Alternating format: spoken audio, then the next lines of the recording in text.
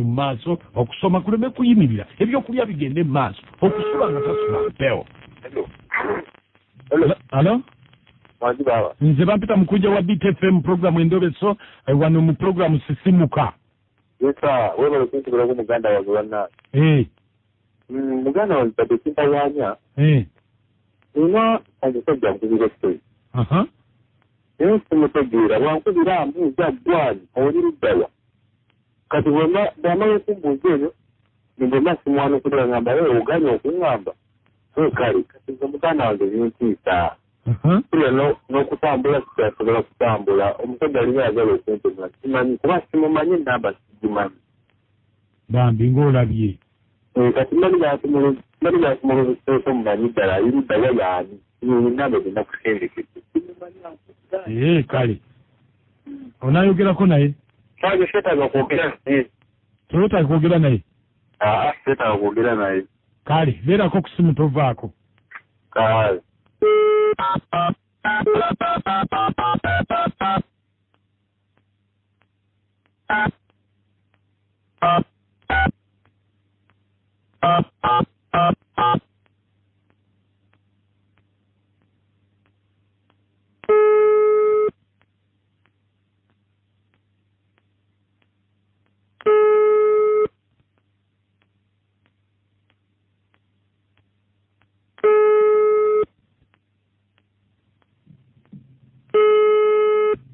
esimu giwulira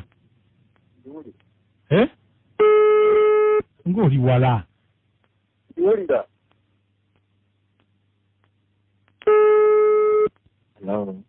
halo sebo wangi sebo gye baliko sebo kalisina gye baliko oba onaani banani ambuuza tolina linnya nina erinnya sebo naye obeerawa bikibuuzo ku kibuuzo anti kakati nze ndi was internal security organ ate esimu yo twagitadde mu GPS ya Standrom netulaga nti olina omuntu gwotera okukubira ennyo essimu olabika oyagala mutuusaako kati nga ffe aba security organ tuba tuyingiramu mu nsonga eyo olabika oyagala kutuusa ku muntu buzibu ate bananze munjaga zaaki banaataba nimunoonyerezaako kinza tali muzi wa misango anti twatadde mu GPS security organ nga twagala okumanya gw'okubira essimu yaani omukubirako ki olabika kubanga tuba tuwuliriza amasimu omubuuzi oli gwani obeerawa oyagala ki bw'atakuddamu n'omugamba kale oganye byonna tubiwulira tuba tubiwulira kati kyovolaba twagala tutunyweze mukama wange kankunnyonnyole ensonga ate muzitutte wala namba y'essimu nagisanga mu ssimu ya mukyala wange nga ndaba okuba nnyo ku ssimu ya mukyala wange nengamba njagala kumanya muntu kyono ensonga lwaki nkuba nembuuza onaani mukyala we yaani mukyala wange Zaituni Sebo kale sooka oyogereko nono Sebo njogera naani yogerako naye wuuyo muganda wange yakubira essimu simanyi kiki ninayo namba nagisanga mu ssimu ya mukyala wange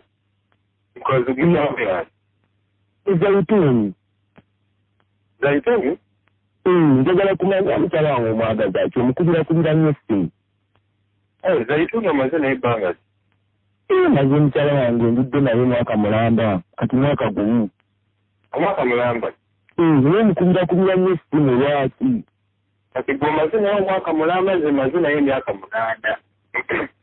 8 ze maze naye emyaka 8 wabula kati zisingenda okugamba kiri kimu aye omwabakako tusobola okuba omukyala mu ate tewebaka naye kati nze nkuwa amagezi gali gamu bwe gati tandika okungira eddagala amanyawo ate eddagala ki tandika okungira eddagala essimu kuba situli balwadde bannange nfudde kati mwana wange bwayirira ebyo kati mulimirirayo bannange wonna ugenda ekiruddu balijaba gwa wonna balijaba gugenda nfudde kakati tebo mulimiridde ebbanga ki mulimirirayo bannange tebo Alo. Wangi. Ngulira mukama wange. Ebyo kawo yakajjanjanze nkugambi geno tandikumbira eddagala. Bannange nze nkola ntya? Sebo, yakumbulira amazima mulira lwadde kuba musujja, kuyinza okubanga musujja. Tuli balwadde basiriivu. Nze nfudde maama. Nyine mukyala atiisatiisa. Nze ndabanga ayagala omugoba ku mukyala. Kutiisatiisa? Nga tewali kiriwaawo. Okakasa? Ndabende banze. Anti nga toyinza kuba gwe tobirabanga bwe mbiraba. Nze bwe mbirabyo. Byowulidde bye mpulidde? Nze mpulidde ebirala. Byolaba bye ndaba? Nze ndaba birala. Aba akwagaliza bandi eddagala otandike nga bukyala. Kale. Matinya emunya 25 n'enoti 752 23 6 Siye. Oli mugumu? Oyo osooka neweeterera. Olibbira? Asiye.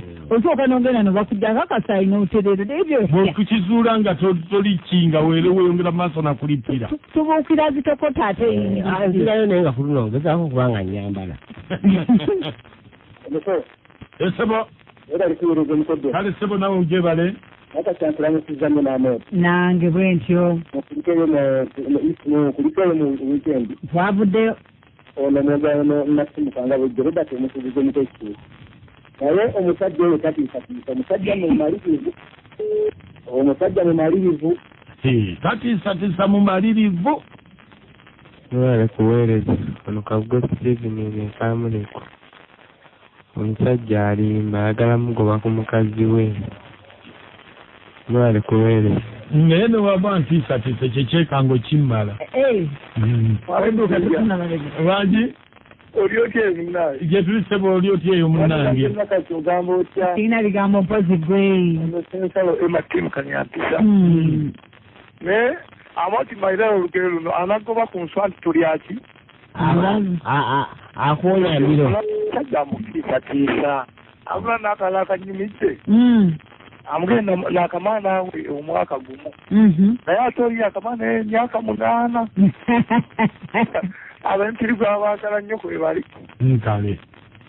Nuko nami Nakachwa na Amoti mwebale kutuweereza nze Aisha nasinzidde wano ekaze abula bannange bambi omusajja akitegeera nti omukazi bujja basanga babiri naye wekiba bamugambye agenda amira eddagala saamire muzaire yeekebeze ayinza okuba gesituza mutiisatiisa butiisatiisa amuviire ku mukazi asooka agende muzaire yeekebeze alabe oba kituufu mulwadde kyobadde mugamba naye muna si byangu sigaleze Aisha nekazi atubirako omusawo Fatima ebwambu webale kutuweereza. Lwanje? Oganda emedi ensalo yebukunya bugerere. Ye sebo.